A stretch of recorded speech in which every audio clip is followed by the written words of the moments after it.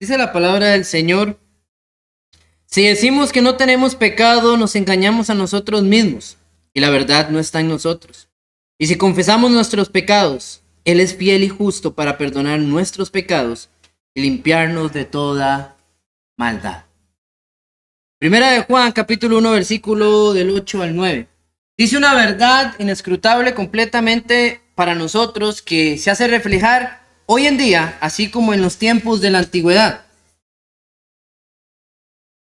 Pero ¿qué tan fácil es decir que uno es pecador? ¿O qué tan fácil es reconocer delante de Dios que le hemos fallado? La singularidad de esto es clara. Realmente cuando nosotros nos acercamos, estamos arrepentidos.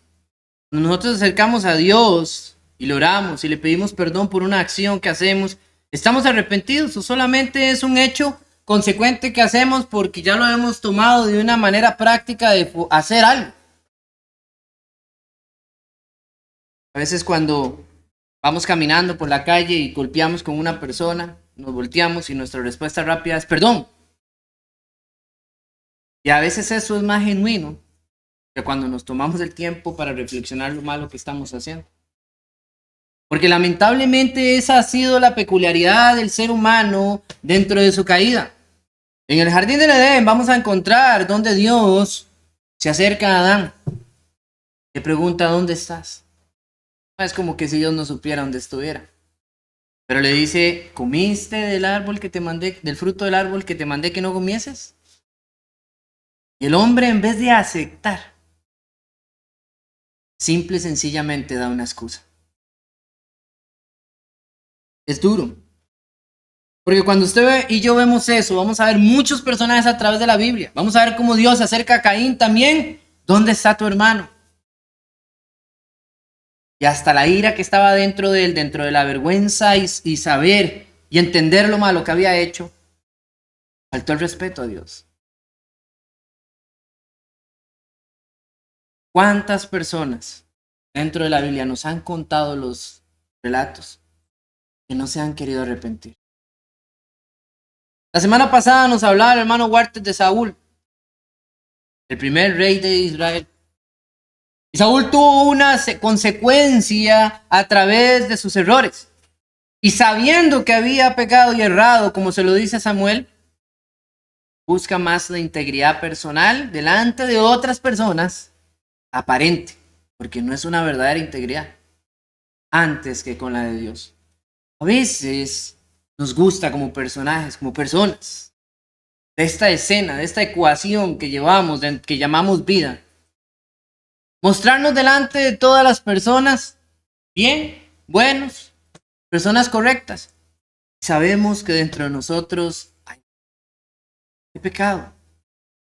Si no, Juan no hubiera dicho esto. Y lo peor de todo esto no es tan siquiera saber y entender que pecamos. Lo peor de todo esto es que no nos arrepentimos de corazón. No en vano la primera predicación de Juan el Bautista cuando entró a Jerusalén fue: arrepiéntanse y bautícense. Juan predicó el evangelio del arrepentimiento.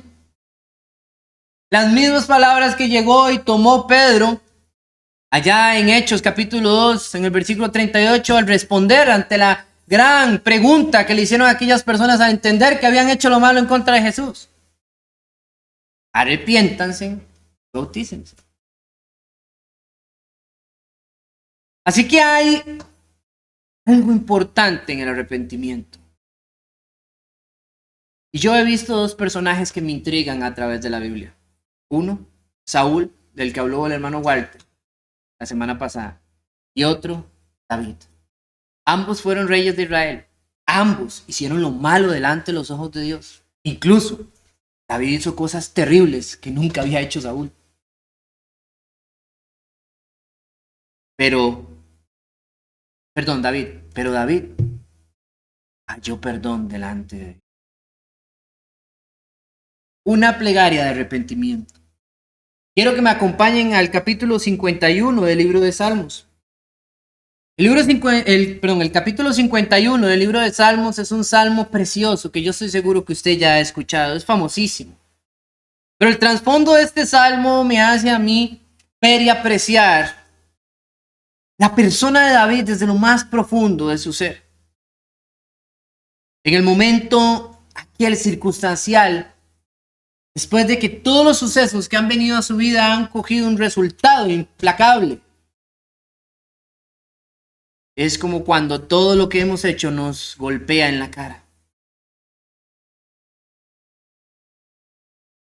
Capítulo 51, versículo 1 dice: ten piedad de mí, oh Dios, conforme a tu misericordia, conforme a la multitud de tus piedades, borra mis rebeliones. Lávame más y más de mi maldad y límpiame de mi pecado. Aquí David, siendo un rey, está reconociendo delante de Dios que es un pecador. Y es intrigante porque cuando usted llega a la escena y dice que pudo haber producido tanto dolor en el rey, reconocer que era un pecador, esto no es cualquier pecado. No es que haya una diferencia para Dios del pecado, pero dentro de nosotros, los seres humanos, no es lo mismo que yo le robe a usted 5 pesos a que le robe 5 millones. Totalmente diferente. Pero lo que sí les voy a decir es que detrás de esto está la historia que se narra allá en 2 de Samuel, capítulo 11, el versículo 12. Y eso específicamente yo les voy a hacer a ustedes un resumen muy rápido de esto. Y tiene que ver cuando David se quedó en el palacio y no fue a pelear como cuando salían los reyes a la batalla, sino que se quedó ocioso dentro del palacio y vino una circunstancia a él. ¿Cuál fue esta? Vio a una mujer desnuda bañándose.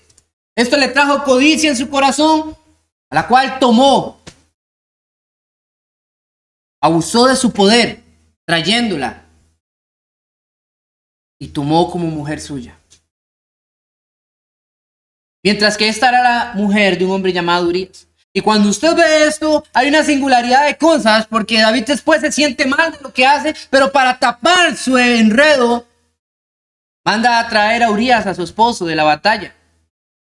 Y lo trae, y lo agarra, lo llena de elogios, y lo manda a su casa. Porque él se había dado cuenta que Betsabé, la esposa de Urías, había quedado embarazada. Entonces, para tapar este suceso, porque si no hubiera quedado embarazada, David se hubiera hecho loco y nada aquí hubiera sucedido. Pero qué interesante, porque el Señor siempre revela de alguna u otra manera nuestros errores. Usted podrá querer hacer lo que usted quiera y guardarlo y esconderlo al fondo de la tierra. El Señor lo escarbará para que sea visto y avergüence nuestra cara. Así como Adán y Eva, lo primero que entendieron de sí era que estaban desnudos y sintieron vergüenza, siempre de la misma manera seremos avergonzados por nuestros pecados. Y David manda a Urías para que él se vaya y se acueste con su mujer, así el hijo que tendría ella estaría justificado. Sin embargo, le salió el hombre más fiel que el mismo rey, porque él no podía irse a su casa a descansar pensando que habían soldados que estaban a cargo de él, que estaban dando su vida en batalla. Y David se pudo quedar en palacio tranquilo, ocioso. ¡Wow! David jamás pensó que tenía un hombre tan valioso dentro de sus filas. Él tenía valientes y sabía lo valerosos, poderosos, guerreros que eran. Pero Urías era íntegro. Y la jugada le salió dura. Así que se tuvo que armar de otra después de tratar de emborracharlo y mandarlo a su casa de esa manera, que no resultó y se durmió a las puertas del palacio. Tuvo que mandarlo al frente de batalla para que ahí lo asesinara. Incluso tropas se perdieron de una manera absurda con tal de que Urías fuera asesinado. Y finaliza el versículo 27 del capítulo 11, 2 Samuel, diciendo: y pasado de luto envió David y trajo a su casa. Fue ella su mujer y le dio luz un hijo, mas esto que David había hecho fue desagradable delante de los ojos de Jehová. ¿Saben cuánto tiempo pasó desde el día en que David hizo esto al momento que el profeta Natán viene y visita a David? El versículo 1. Y Jehová envió a Natán, del capítulo 12. Y Jehová envió a Natán a David. Y viniendo él le dijo: había 2 hombres en una ciudad, uno rico y el otro pobre. ¿Sabe cuánto tiempo pasó desde que el profeta Natán al que David se llevó a la mujer de Urías a su casa? Aproximadamente 1 año. ¿Hubo un tiempo de luto por el bebé que murió? No, aún no. Sino que ella estaba embarazada. ¿Qué sucedió ahí? Hubo un tiempo de embarazo, ella dio a luz. Mucha gente a veces piensa que esto es automático. Esto no es automático. Hubo un tiempo. Casi o probablemente 1 año. ¿Qué sentiría una persona que ha hecho algo malo y ha pasado 1 año desde que hizo algo malo? ¿Te sentirías algo? Diría, ya me salí con la mía, nadie se dio cuenta de esto, todo salió bien, Urias se murió allá y todo, esto me duele aquí en el fondo de mi corazón, pero yo lo guardaré acá. Pero sorpresa, Dios envía al profeta Natán. Y el profeta Natán le expone un juicio a David interesante. Ya había pasado mucho tiempo. David ya había olvidado incluso seguramente su maldad. Y me encanta porque cuando él expone sobre lo de las ovejas y dice este hombre que tenía muchas y este hombre que solo tenía una y aquel rico llegó y le quitó la oveja que tenía y lo golpeó y lo mató. Entonces David se enfurece con tal fervor, con la honestidad de su corazón y dice, el tal tiene que morir. Y la respuesta de Natán es la que impresiona cuando le dice, el tal eres tú. No me extraña entonces por qué el Salmo 51 arranca diciendo eso. Ten piedad de mí. La gran diferencia, mis queridos hermanos, de David, Saúl, era que David sí tenía un corazón arrepentido. David no era algo distante, el hombre más bueno del mundo, ni era la persona más representativa del camino de un cristiano en esta vida. No, David cometió muchos errores. Muchos errores. Y el sufrimiento a veces tiene que tocar nuestra puerta. A veces cuando nosotros tenemos nuestra mente cauterizada, pasamos de día y día en situaciones que golpean nuestro ser para hacernos entrar en razón. Decía el Señor Jesús que tienen la mente cauterizada, o sea, un corazón endurecido. Cuando usted y yo tenemos un corazón endurecido es cuando usted y yo hacemos cosas malas y no nos importa. Mientras estemos bien. Eso es lo diferente de David a Saúl. Saúl pretendía estar bien él y seguir siendo rey. Ya si Dios enojado le quitaba el reino, no importa. Pero hoy quiero estar bien. Y cuando estamos procurados o cuando estamos viendo nada más lo que hoy está bien y no me interesa mi futuro, no me interesa mi relación con Dios, sino la que puedo tener evidentemente con otras personas, estoy por un rumbo equivocado. Porque eso alimenta mi egocentrismo, alimenta mi dureza, alimenta mi arrogancia y me aleja cada día más de tener un corazón cercano a Dios. David no era un hombre conforme al corazón de Dios por ser una persona errativa. Era un hombre conforme al corazón de Dios porque él se arrepentía sinceramente de lo que ha hecho.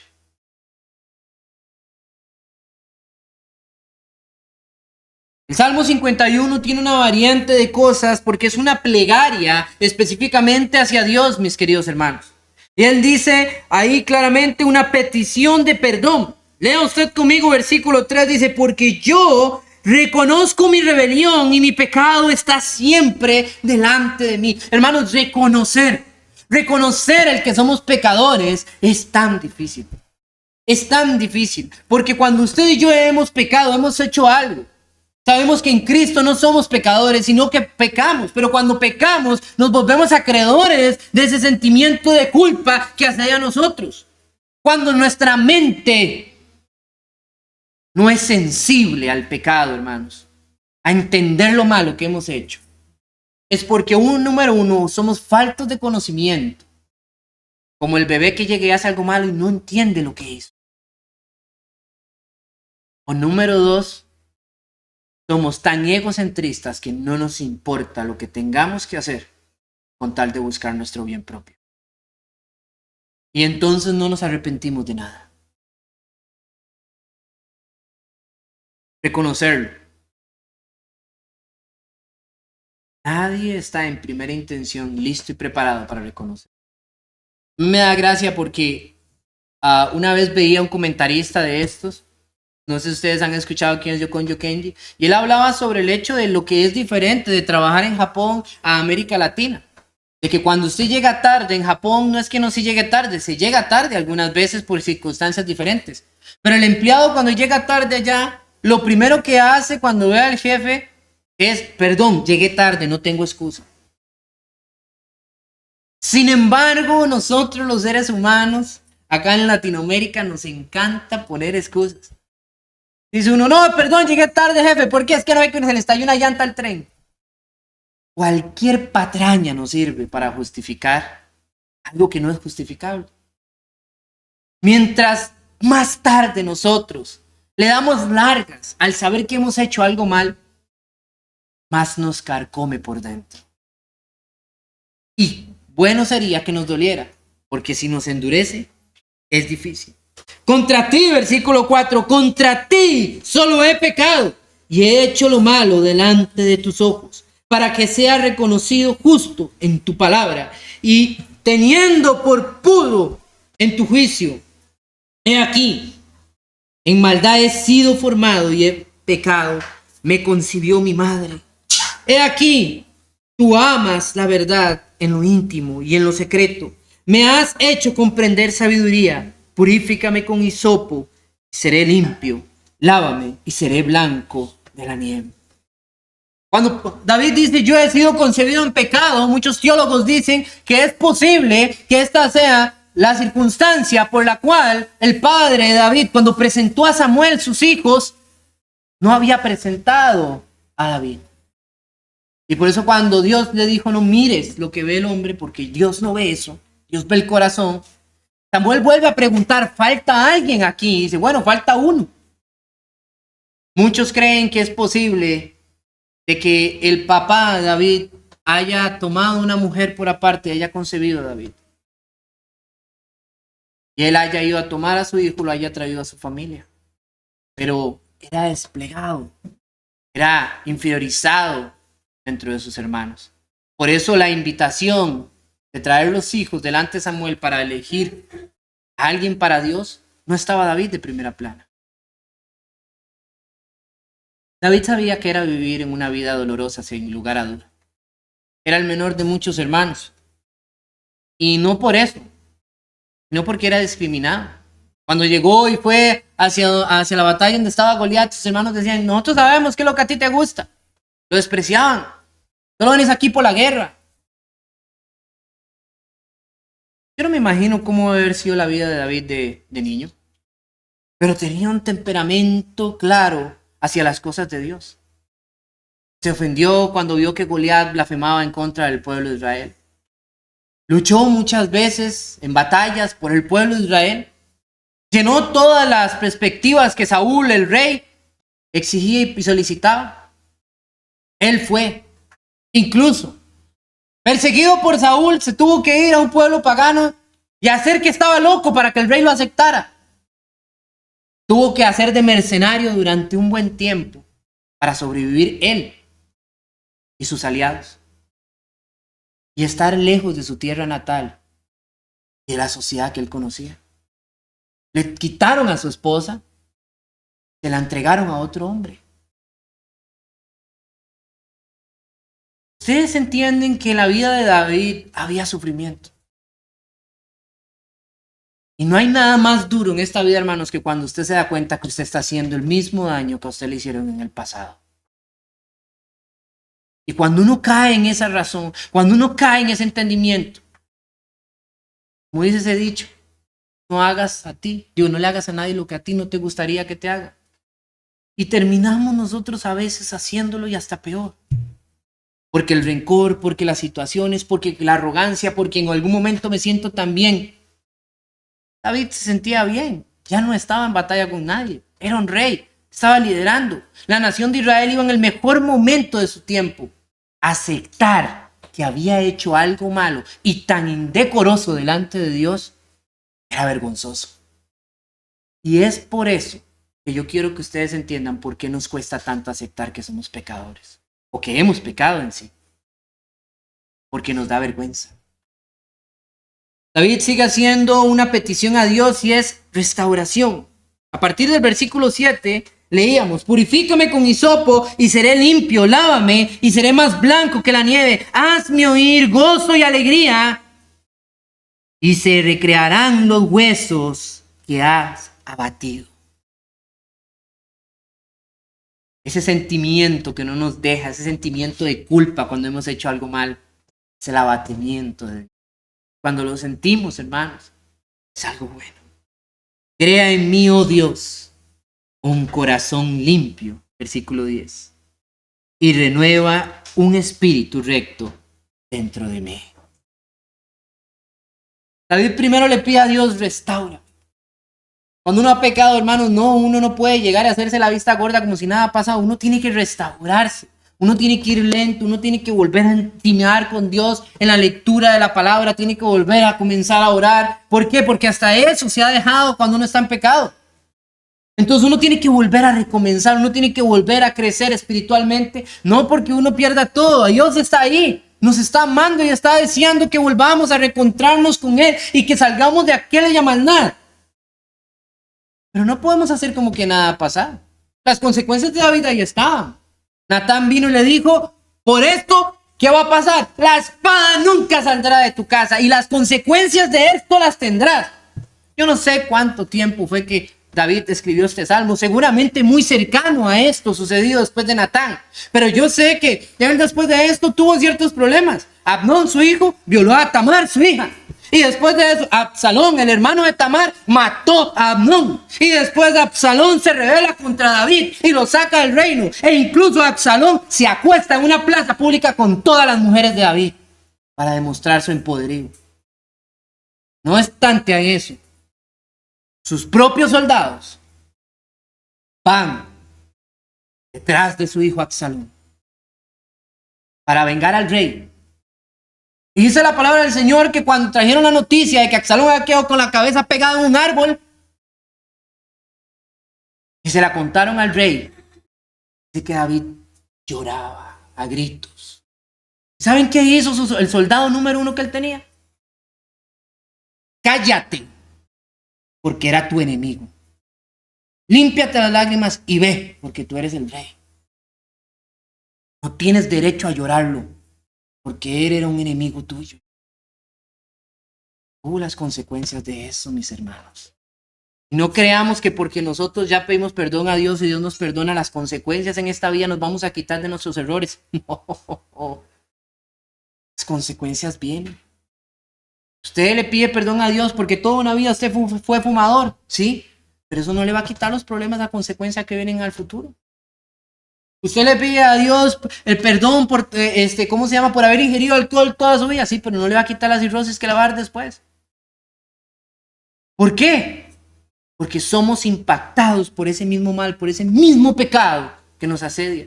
Por eso, aquí el restablecimiento de nuestra alma es algo personal con Dios. Y no debemos de nosotros quejarnos por recibir las consecuencias de nuestros malos actos. Y en esto, David nunca culpó a Dios, porque él sabía que era consecuencia de su propio. La validación, hermanos, del versículo 11, quiero que vean qué hermoso lo que dice: no me eches delante de ti y no me quites de mí tu Santo Espíritu. Vuélveme el gozo de tu salvación y tu espíritu noble me sustente. Entonces enseñaré a los transgresores tu camino y a los pecadores se convertirán a ti. Líbrame de los homicidios, oh Dios, Dios de mi salvación. Cantará mi lengua tu justicia. Y David aquí claramente pide a Dios: bueno, Dios, perdóname, Dios, restáurame y Dios, permíteme demostrarte que soy útil.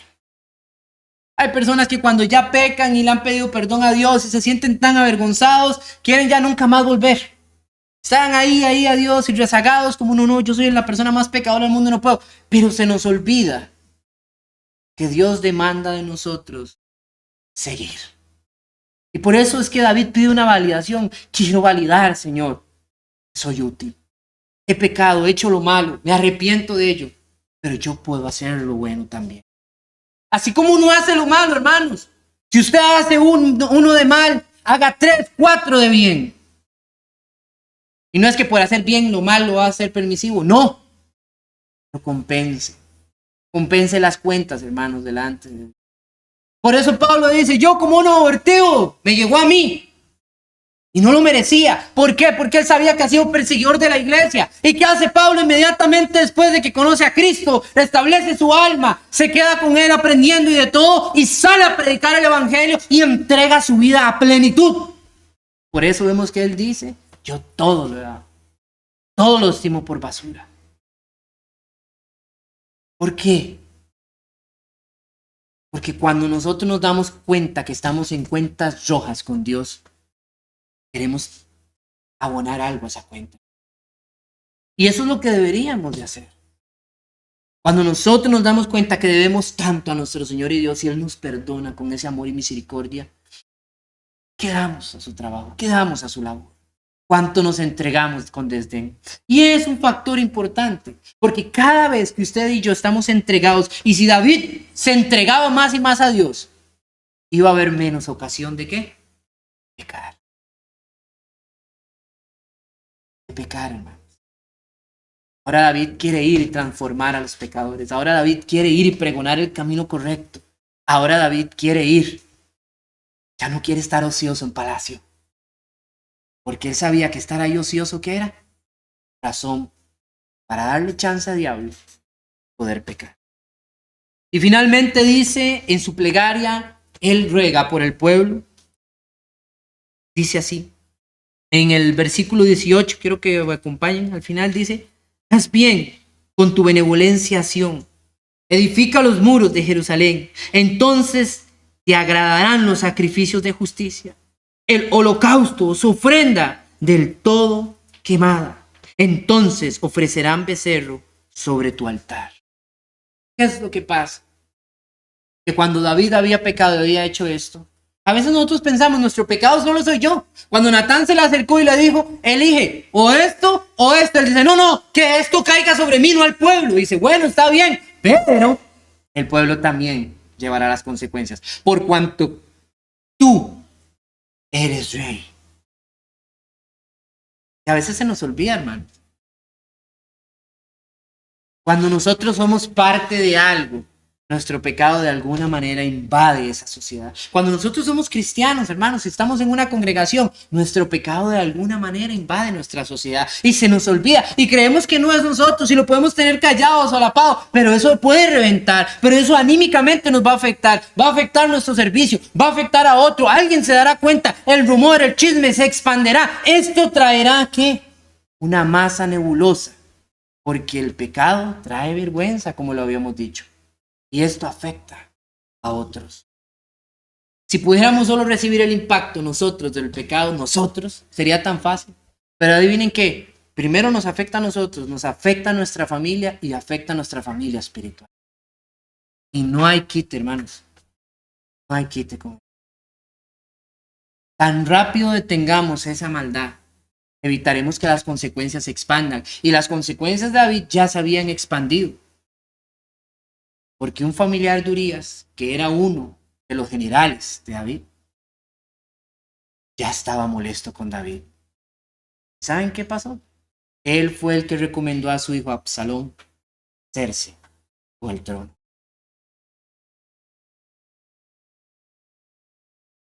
Es así. Si ustedes no quieren que el rumor se expanda, si ustedes no quieren que la maldad se propague, de más pronto. Y el pueblo estaba recibiendo las consecuencias. Por eso David también pone una cuestión importantísima. Restablecer los muros, la fuerza, la integridad de algo, para que el ofrecimiento de un sacrificio a Dios sea ¿qué? Placentero. Así es, hermanos. ¿Cómo va a haber un sacrificio a Dios placentero si lo que está en nosotros está mal? Y yo estoy lleno de pecado, lleno de cosas negativas y malas, y llego y echo mi ofrenda, llego, tomo la cena, le canto, y uno cree que está adorando a Dios. Equivocación. para Dios eso no es aceptable. ¿Recuerdan lo que decía Jesús? Cuando traigas tu ofrenda frente al altar, y eso no era una ofrenda como la que nosotros recogemos hoy, ¿verdad? La iglesia del nuevo siglo. Estaba hablando del sacrificio de sangre para el perdón. Y dice, y te recuerdas que tienes algo contra tu hermano, déjala ahí.